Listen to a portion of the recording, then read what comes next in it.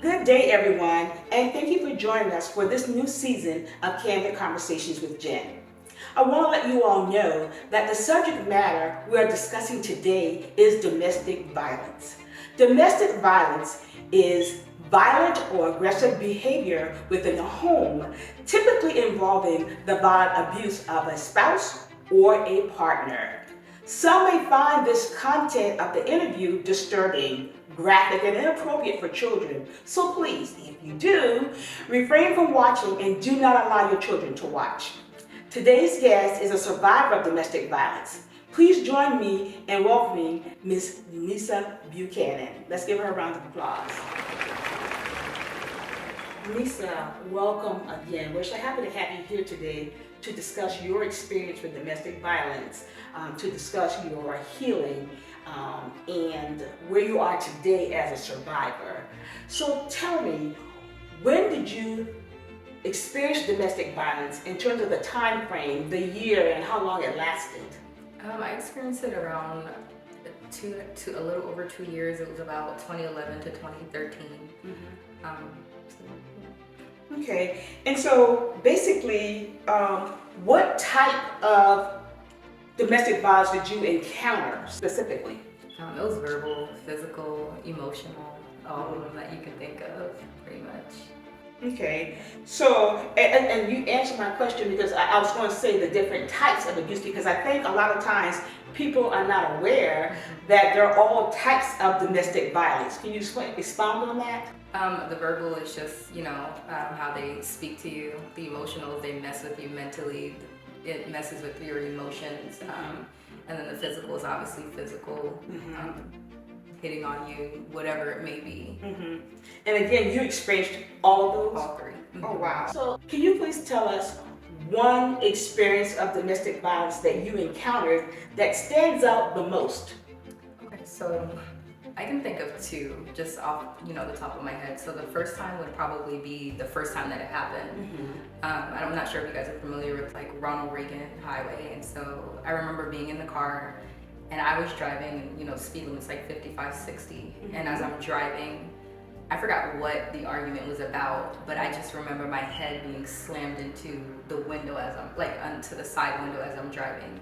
So that was the first time that it happened. So it's just like, that's the experience that comes to mind immediately. I think naturally the first time that you encounter a situation like that, it's definitely going to be one that stands out. So and then the second time would be, that's very memorable, is I remember I had gotten him a job at the place that I worked at.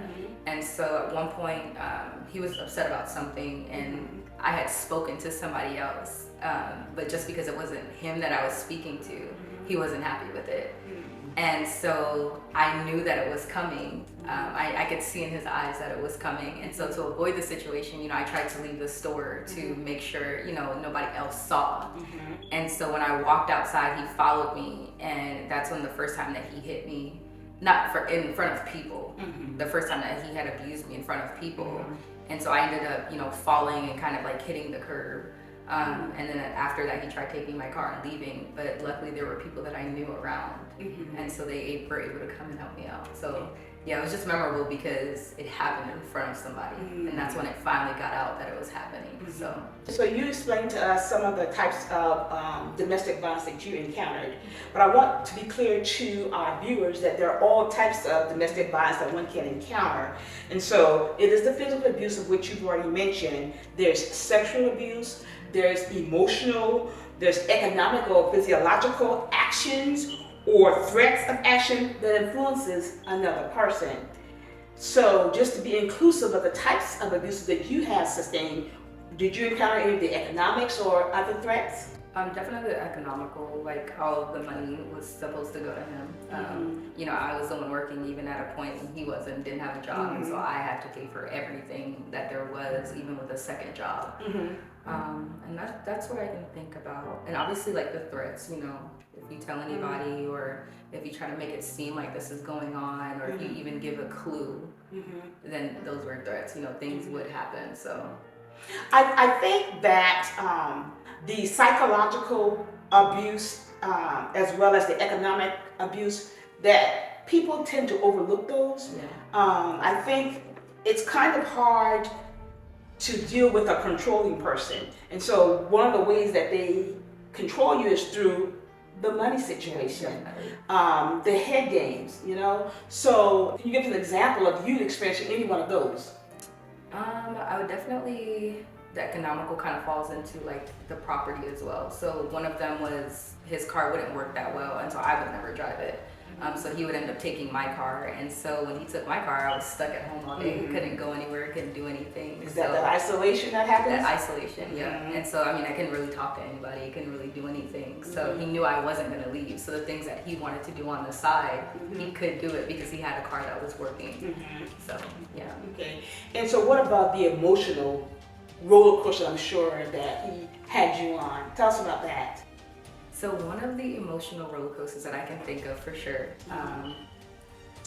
was, I remember seeing like a tattoo of the Converse logo, like on his shoulder or something. And so I was just like, oh, you like, you know, Converse that much kind of thing. And so it had been months, like maybe 6-7 months. And finally I found out that he had a daughter.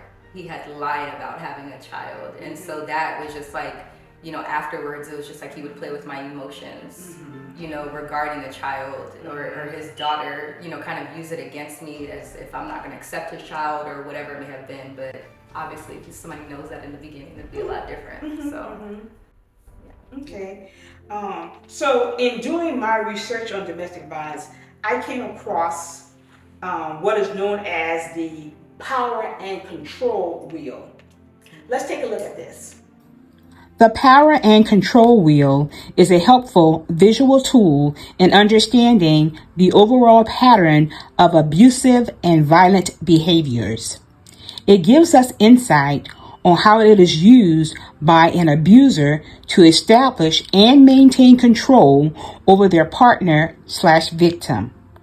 Oftentimes, one or more violent incident may be accompanied by any one of these other types of abuse. While one may not easily recognize it, it can firmly establish a pattern of intimidation and control over one by their abuser. Hint, that is what is called the power and control wheel. The source of this information is developed by Domestic Abuse Intervention Project in Duluth, Minnesota.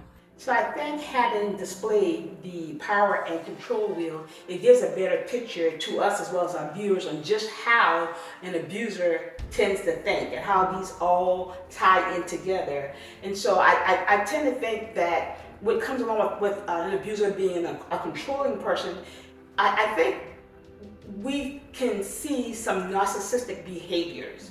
So can you tell us basically the personality and characteristics of your abuser? Does it all tie in with what you see on that power wheel?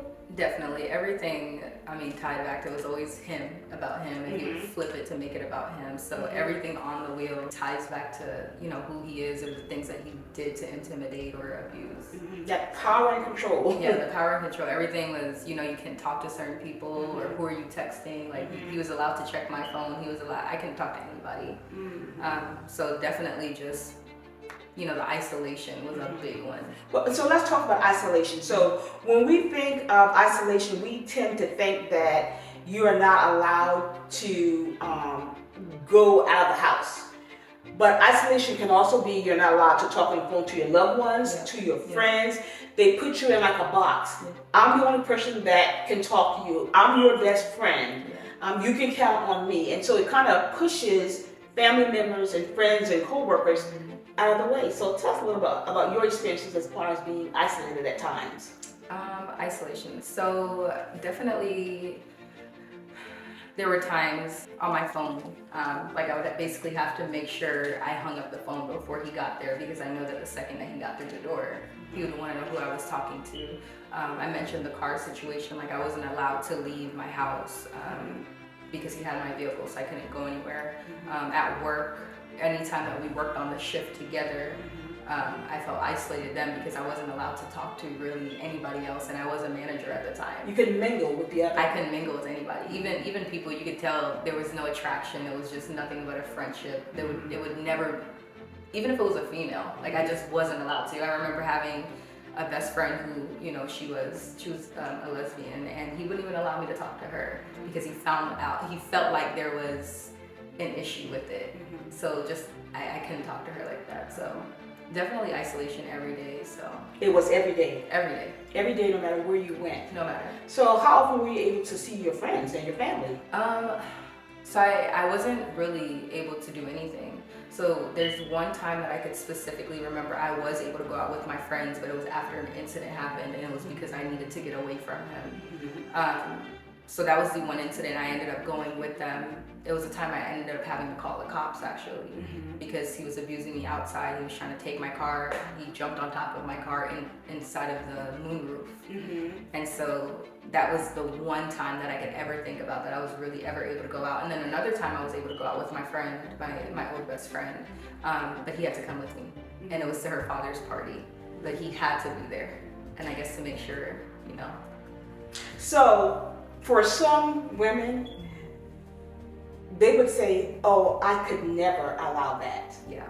So you are a very nice, easygoing person. Yeah. I know you personally. So you have a very calming demeanor. So that, number one, probably was a red flag. You probably stood out to him like a sore thumb. Oh, I can control her. Yeah, definitely. You know? So did this happen over time, or did you see these signs immediately? So no, it kind of slowly happened over time. So at the job that I was working with, we had a mutual friend, and so I'd seen him come in, you know, like maybe 2 times or so, and then finally, you know, the guy that we had a mutual friend, you know, friends, he was saying like, you know, this person wants to talk to you, and I was like, okay. So slowly over time, I spoke to him. So the red flags were there. Let me say this: we did go out to eat one time, and he bought food for himself and never asked me if I wanted anything. And this was like the first date. And so had I looked back, you know, I never really went on dates like that or anything. So when I looked back, I was just like, wow, that should have been number one, you know, a red flag. Just little things like that were red flags that men normally don't do. And particularly on first dates. Especially on a first date. Yeah. He never picked me up, didn't pick me up, nothing. And how old were you at the time? I had to have been 19. Okay. Yeah, I had to have been 19. So I would say you didn't have a whole lot of experience in the dating world, so you kind of didn't know what to expect, but that did, the antennas did go up a little bit when you saw that. So what if you didn't bring any money? Who's going to pay for the meal? Exactly. He was using his mom's credit card. That I figured out. He was using his mom's card too, so who would have paid for it? Okay. Yeah, so. Okay. So I asked you a little while ago about his personality. Can you expound a little bit deeper in terms of telling us what type of person he really was? Because I'm thinking there had to be a time that you were attracted to him to some degree, so that he couldn't be a mean, controlling person from day one, or was he? It wasn't very long into it that I found out that he was controlling. So just the personality was just like very. So he was about 2 years or a year or two older than me, and so just the personality was just like very smooth. It came off like he was able to dress really well. Smooth operator. He knew what he was talking about. You know, saying he knew that I was sheltered. You know, for the most part, I was very sheltered, and I think he could tell that. And so he was just very smooth with whatever he was saying. He would just, you know, make it seem like he was introducing me to new things when they really weren't things that were very important. So just the personality, once it trickled from there, then the personality was just night and day. For the most part, you couldn't really tell his personality because he smoked all the time, and so when he was high, he could deal with me, if that makes sense. But then when he wasn't, you saw the mean, nasty, how you really felt about me come out, and just always talking down, always just very selfish. Everything was about him. Everything was about him and what he wanted to do and what he wanted to buy. And yeah, so that's the best I can explain his personality. There really wasn't much to his personality, but around everybody else, they were just like, he's such a cool dude, very easygoing, very, you know, whatever. And it's just like, no, because I'm gonna pay for it later on. Which brings me to my next question. So you said that you were introduced to him by a mutual friend. Right. Did anyone ever warn you, did anyone ever say anything to even make you think that he was an abuser or narcissistic or controlling Anyone? Nobody ever told me, but later on when I looked back at it, he kind of told on himself. Because I remember asking him like, oh, you know, like, I don't know what, I've never asked somebody this, but it was just like, you know, have you ever put your hands on a woman kind of thing? And it was like maybe a month into us dating. Mm-hmm. No, it wasn't a month. It was some time after. No, it was around that time because he ended up staying in college with his girlfriend, which was really his baby mother, and which he lied about. He ended up saying like, you know, one time she spilled something on my jacket or something, and she said that I hit her. But I didn't hit her. So had I looked back, had I been known at the time, he absolutely told on himself. He told on himself, and it was his baby mother. He said it was a girlfriend, but it was your childhood sweetheart that became your baby mother. You guys went to college together, and that's why you left school. So it was just all a lie. So you're thinking that he left school because it was recorded that he abused her? I think he left school because they had gotten pregnant, so he could no longer be in school. I don't know much about the details of that. That's just the one thing I remember him saying. She said that I hit her, or I pushed her, whatever it was, but I really didn't. So tell me, how did your family and friends reacted to you not being able to spend time with them, either on the phone or going out or anything of that nature? How were they responding to you? Were they asking you what's going on? Were they still inviting you and you were just saying no? Were you making up excuses? Just tell me, how did that play out? Because I'm thinking sometimes when we're in the thick of it, we may not be able to see what's going on, but others can from the outside looking in. Yeah, so my mom, I'll kind of go backwards a little bit. Earlier you said that I have like a very gentle, you know, I was very outspoken before this. I was very, you know, hardcore not hardcore, but I was very tough with what I said. But after, obviously, it changed it kind of humbled me in a way, and it sounds bad to say that. But I will say that my mom noticed. She was just like, you became like very mean. She was just like, you were so mean, but I just couldn't tell what it was. So she had noticed that I'd become very just nasty, but obviously because I was going through something. And then the friends, you know, when I did hang out with them, he would have to be there. So I don't think, I would always have to make an excuse that we were kind of traveling together. So I think to them, it was kind of normal. I don't think they like really second guessed that I had to be, you know, isolated or whatever it was, because he was making sure he was keeping track. So I don't think they ever suspected anything. So the obvious signs of domestic violence is usually bumps and bruises on your body. Yeah. So did anyone notice? So he was very smart about how he hit me. Okay. That's the thing. Most of the times, like, he'd pull my hair so you can't see your scalp, or he would hit me in the head so you can't see my head. So most of the times it was like, you know, around here where you can't see the bruising. So he was very, very, very, very smart about how he hit me. Well, I don't know that I call him smart. Yeah. I call him a repeat offender. Yeah. It sounds to me that he knew exactly where to hit you to where the scars would not be visible. Yeah. That's very, very calculating. Very. So I would say that he was definitely a 2, 3, 4, 5 time repeat offender in domestic violence. Definitely. So even though you guys are no longer together, have you heard of other instances? I know you mentioned the girlfriend who had a baby for him. Did you hear anything else about him abusing anyone else?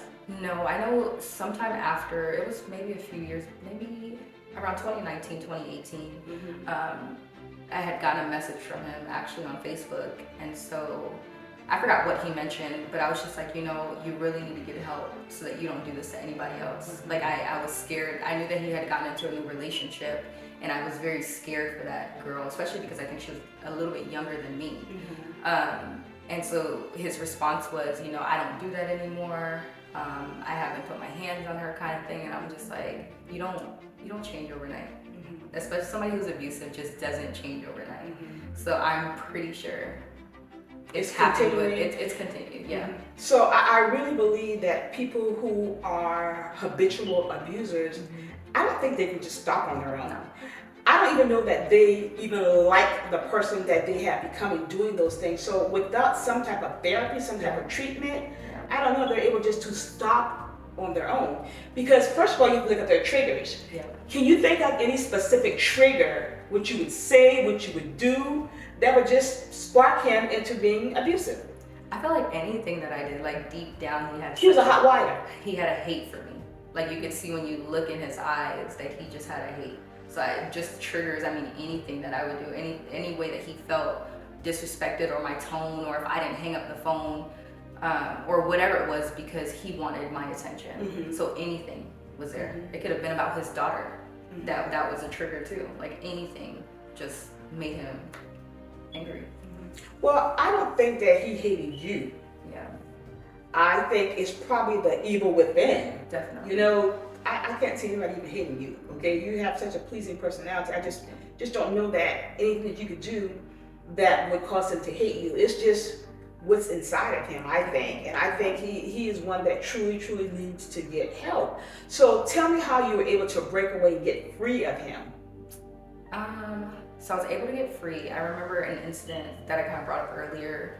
That thing happened with my car. And so my mom ended up finding out about it because it happened in front of her house and the cops came and everything. So it's really, now it's out there in the open, like, okay, this is why my daughter is so angry. And so after that, I had to call my best friend, and I think I had to kind of tell her, like, hey, this is really what's going on. This is why I couldn't hang out with you. This is why, whatever. And then after that, he had taken my car. He had taken my car after a period of time, and he didn't come home until like the next day, like 5 in the morning or something, or 8 o'clock in the morning. And so finally for me, that was it, because this is my car. I paid for it. I was the one who bought it. This is not yours. And so that ended up happening, and I remember him mentioning, I forgot what he mentioned, but it was just like that was my breaking point. Like it was just, I couldn't take any more of it, especially like my mom now knowing. It was very embarrassing. Other people around the neighborhood knew, but my mom knowing was just like, it hit me different, because nobody wants their daughter to go through that, their child to go through that at all. So finally, my husband, who's my current husband, my husband now, I remember he had came back to work where I worked, and so I kind of didn't talk to many other men because I wasn't allowed to. And so I remember asking him a question. He was just like, listen, when a man says this, like, know that that's what he means. Because I think he had kind of threatened, like, oh, I don't want to be with you anymore. And I was like, okay, like that's what was just like, okay, like I know what I do, I know my role in this relationship, how great I was, and if you don't want to, like, that's fine. And my current husband right now, he had told me, like, when a man says that to you, just be done with it. And so at that point I was like, okay, and I made sure he was not allowed to come back to my house. And I never really got away, I want to say, because it had taken like over a year to get away, because I had to end up moving. I had to end up moving out, moving somewhere else, but he would follow me like from my job to see where I was going. So I even got transferred to a different location for my job. Ended up finding out I was there. Would come overnight. He would come overnight, like he would see me there overnight. And at one point I had to call the cops because he mentioned something about me not making it home. And so they had to come, and they ended up searching for him, couldn't find him. And so finally I got transferred out, up north somewhere to where he couldn't find me at all. And so I tried getting restraining orders, didn't work. Just a piece of paper. They were just like, oh, basically what they told me was they need to see physical bruises on me in order for them to pull that restraining order. Although there were those messages, although there were the times where I was shown where he was calling me nonstop. And so that's kind of how I was able to get away. After a while, he ended up phasing out. And I guess it's because I finally had ran far enough for him not to have found me. So yeah, that is what I will say. That's how I was able to get away. But it was a very long, hard process. And I just don't feel like the courts, they don't do enough. They don't help enough. It was very scary, especially being 19, 20. Having to try to run from somebody, changing your house. I even ended up changing a vehicle at one point because I got into an accident. And I was even driving a different vehicle, and he knew it was me driving it. So after a while, he kind of phased out, but it took like a year or so of me finally getting, hiding out. So he became a stalker as well. Definitely. One day, so I worked at Quick Trip, and he knew I was there. I saw him coming because I'm on the check stand. I saw him coming, and I was like, oh gosh. Because I ended up getting transferred to a Quick Trip that was right across the street from his mom's house. But I thought he would have never found me. And so I guess he must have saw me run. And I went ahead and started backstalking because nobody knew what was going on. And when I I forgot at one point he came back that night, and that's when he was just like, you think you're running from me, you can't hide from me. And that's when I was just like, dang. So it just took a very long time of, you know, deactivating a lot of social media, changing my job location, changing where I live. And that's how I finally got away, but it definitely took a very long time. Very, very long time. So.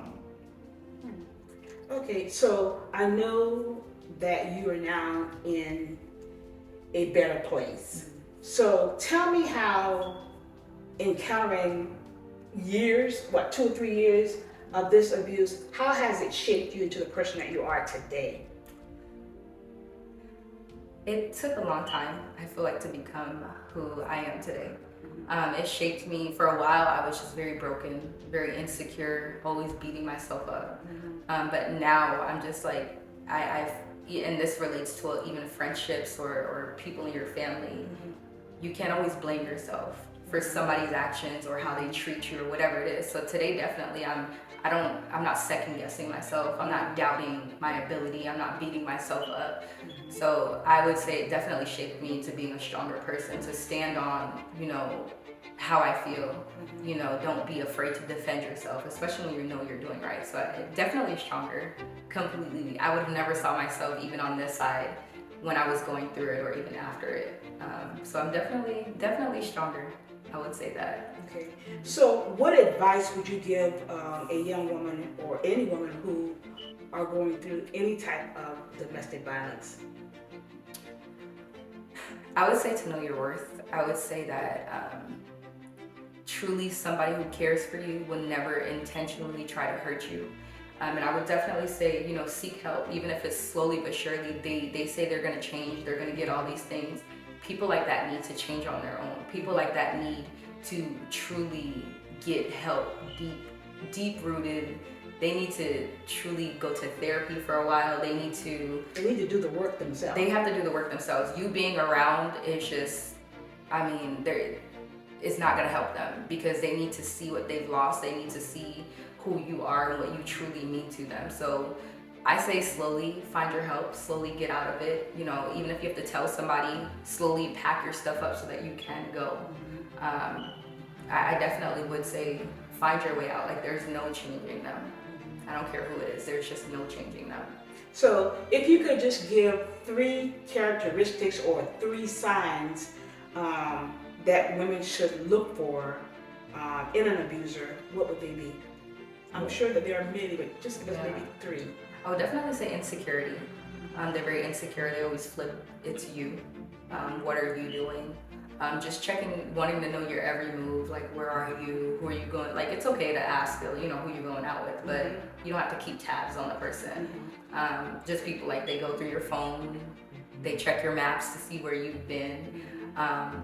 They always think you're lying. Maybe they're always second guessing what you're telling them. If you said, hey, I went to, you know, Kroger, believe that I went there. You know, you don't have to check that I went there. You don't need to see receipts. You don't need to see detail and proof. So those are just definitely signs, like, just on your back. You should feel open. You should feel like you can trust, that they trust you, that you don't have to give them an answer every time. So that's what I would see, just the red flags, that you're not their possession. And if you feel like you're their possession, then there's an issue. And I would definitely add to that by saying, look at one who is very jealous. Yes. Not just jealous of the opposite sex, but jealous of your mom, your dad, your friends. Just have that spirit of jealousy where they feel threatened by anyone that you're spending time with. So because they feel like they can take you out of, that they can change your mind, and they don't want anybody else to change your mind. So definitely anybody they could be jealous of. I mean, it's definitely crazy. So one other thing that did stand out was, so I got a dog. It was a Shih Tzu, and I had noticed, like, he was kind of like, he felt like I was paying more attention to the dog than him. So I remember one day he called and he was just like, oh, I lost the dog, you know, whatever. And I'm just like, you know, how did you lose my dog, you know, whatever. And so he basically, it got fleas, and so I had to cure, you know, get the fleas taken off. And at that point I was just like, you know, having a dog is too much. It just felt like it was too much with what was going on. So I ended up getting rid of that dog, and later on down the line, I ended up getting another dog. And so one day we were going out, and he said he forgot something in the house. And so he went back upstairs, And then within like a minute or two, he came back down. He was like, oh my God. And I'm like, I see my dog in his hand. And my dog's head was literally like folded over. And so I was just like, what happened? You know, like what, how did you do it? And he goes, oh, I was jumping off the bed. But it's just like, if we were just outside, what were you doing in the bed? It makes no sense. So my dog's neck ended up dying because he broke its neck. And so I didn't figure that out till, you know, just in the moment, I was just like, you know, we got to take him to the hospital. And he was just like very nonchalant about it. Like, oh yeah, like, let's get him to the hospital. He didn't care. I had to pay the veterinary bill. Mm-hmm. That was it. But I know, looking back, he was jealous of the dogs, that my attention was going to those dogs, that I was taking care of. Any attention that you put towards anything, even a dog. A dog, yeah. But you do know that the killing of animals, yeah, it's a sign. It's a sign of a whole lot of other stuff. So we're not just talking about a narcissist or someone who has issues with domestic violence. When you get to the extent to where you're torturing or maiming or killing animals, it's a whole nother level. So I'm so glad that you got out of that relationship. I'm so glad. And I'm glad that you are no longer bitter, but you are so much better. And you're in such a better relationship. Yeah. So that's really a good thing. So how are you able to move on into the relationship that you are in now? I have met your husband, who is very charming, very thoughtful. So I would say, from you describing your past abuser to the man that you are married to now, night and day. Yes, complete night and day. So tell me how you were able to love again, to move on, and trust, more than anything, trust that you're not going to end up in another relationship where you are living with an abuser again. Yeah. I would definitely say I was able to move on because I'm going to say first, foremost, God.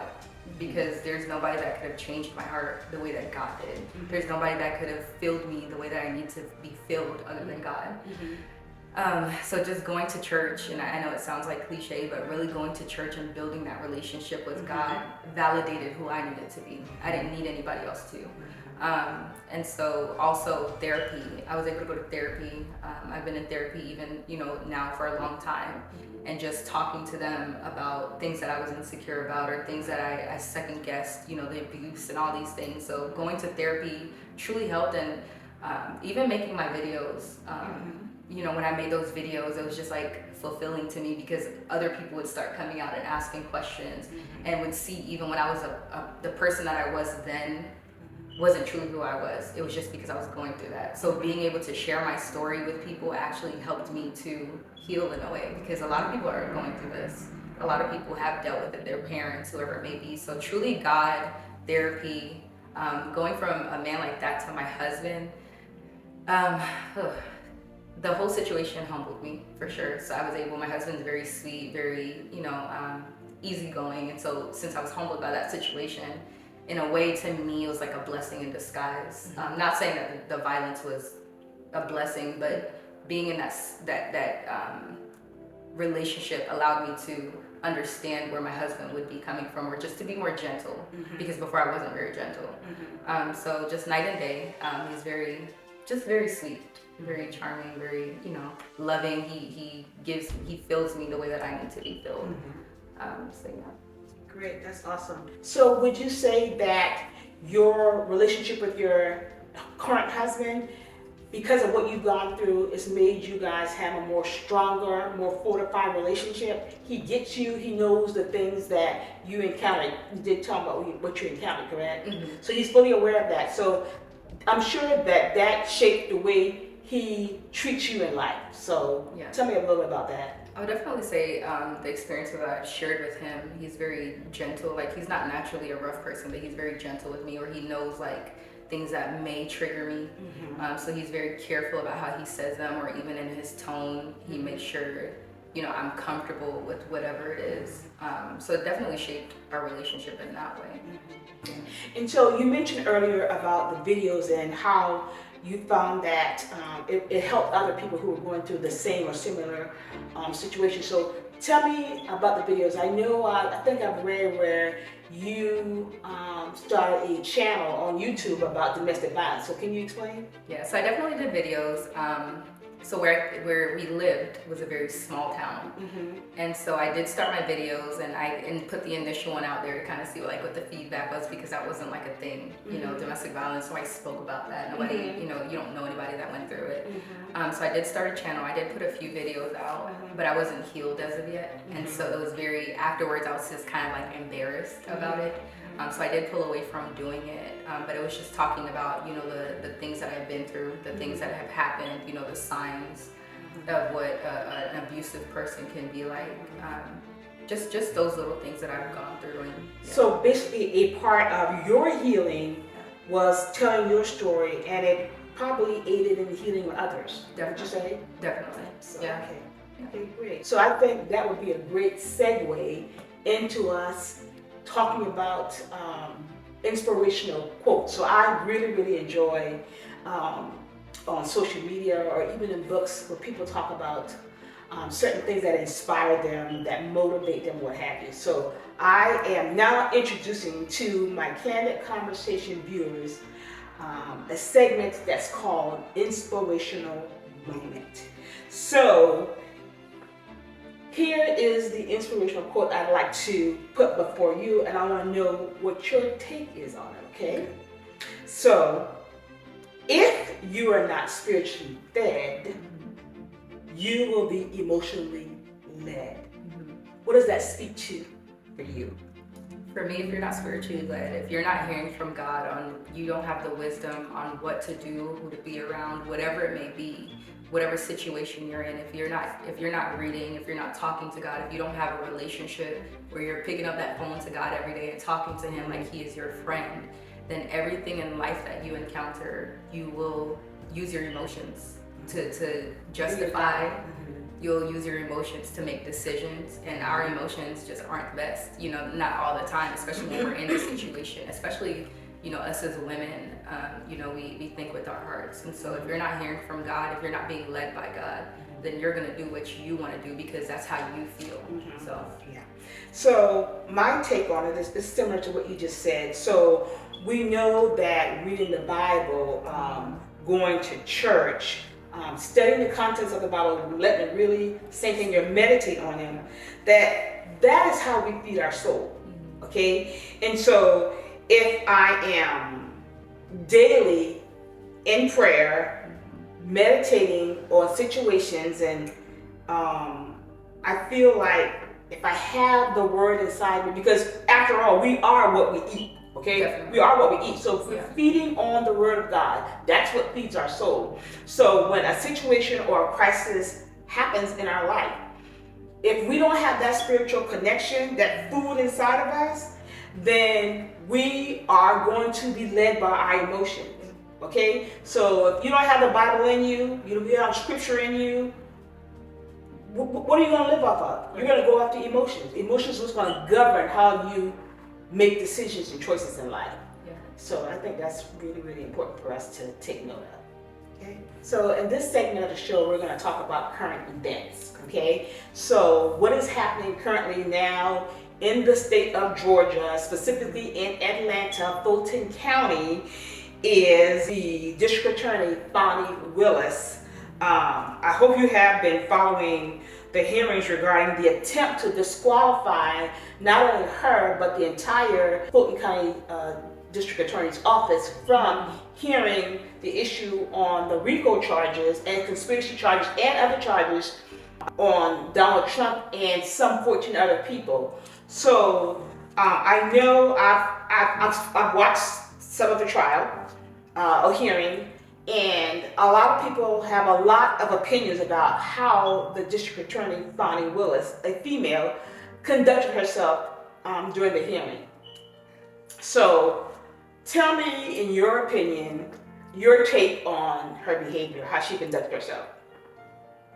So just my opinion from, you know, the videos that I've seen, I understand, number one, I don't think the entire District Attorney's Office should be disqualified. I understand why she might be angry. I definitely do. But I think for me personally, like I'm technically a state worker as well, and I know the guidelines. I know that if something, I make sure before I make a move, I make sure it's in policy. So I feel like something like that should have been spoken about. You know, there is a rule, you can't, your subordinates, it's just not a thing. Just the way that she carries herself, for me personally, I think, I get why she's mad, but I think for me, it's just like, people already see us as angry, mad black women, you know, they already assume it. And so sometimes you have to kind of carry yourself with a certain, it sucks that we have to think about that, but I think that when we go into, especially situations where we're already, you know, the eye is on us, I think that that's when you keep your cool. You know, just like they say, hit dogs don't holler, right? The attitude that she had up there, it was just, for me, it wasn't professional, because I do watch court cases, and every answer that she had, she elaborated. In normal court cases, you're not allowed to do that. You're not allowed to unless they allow you to. So I think the same, although you're up there on the stand, the same thing that they apply to us everyday citizens are the same rules that you should follow. So for me, just I get why she's mad again, and I'm not saying that it wasn't, you know, valid, but carry yourself in a certain manner. For me, just, I get it. Like, we all wanna, there are times where we wanna act a fool, but you really can't, you know, because this is how people see you. This is who people see you as, and especially at such a high level where she sits. For me, it wasn't okay. You know, the back and forth, she always had a rebuttal, something. It just wasn't okay for me. And just kind of even going backwards, I remember her when YSL became a thing, just the things that she was threatening them with, you know, like she was big and bad, which is, we all know you are. You can do anything that you want to do pretty much, but the things that she was saying to them, it just came off very unprofessional to me. So that's just how I look at it. I just don't agree. I think she ended up calming down at some point, but I just didn't agree with the way that she was coming off every time, because we don't like when we're up there. We don't like when we're being questioned, but when we're in a court, that's what you have to do. So I think from her perspective, I think that, you know, she is sitting where, coming in the door, she already has 2 strikes against her. One, she's black. The other, she's a woman. And now she's a woman in position. So I do agree with you that there should be a professional decorum that should be displayed, because the whole world is looking at Fulton County. The whole world was looking at Fulton County when we delivered the election to Joe Biden. You know, and so they're still looking, because now they're trying to take back what we gave the country. That was a victory for the Democrats, okay? And so I think that the world is looking, and as such, she needs to be really cognizant of that and how she presents herself. I totally understand her being angry. These people have went into her bedroom, for lack of better words, okay? They're talking about her having a very intimate relationship with the prosecutor, Nathan Wade. They tried to pinpoint when their relationship started. It's just all kinds of issues that are going into her personal life that one would think would not have any bearing on the case. I think the gist of it, from what I understand, they're trying to get her disqualified on the fact about her benefiting financially from dating the prosecutor. And I think she's done a wonderful job, a masterful job in showing that she's a woman of means on her own right, and she didn't need the money of Mr. Wade, and she constantly reimbursed him when he did pay for things for her. So that's different from going into her bedroom, who she sleeps with. So I think it's also a way of trying to attack her character, and she knows this, so she's coming out swinging. Okay, and while I don't necessarily agree in the manner that she has been conducting herself, I can certainly understand. And I would hope and pray that I never get in that situation. But I think that she's just extremely angry and emotional at this time. So we can only hope for the best. I hope that they do not disqualify her or even Fulton County from prosecuting this case. because I think the fact that they were able to get this far into the hearings regarding RICO charges and the conspiracy charge, we've gone so far, so much has been done. I would hate for it to be completely thrown out, because I know that they have some real serious charges from someone who's actually now running for president again.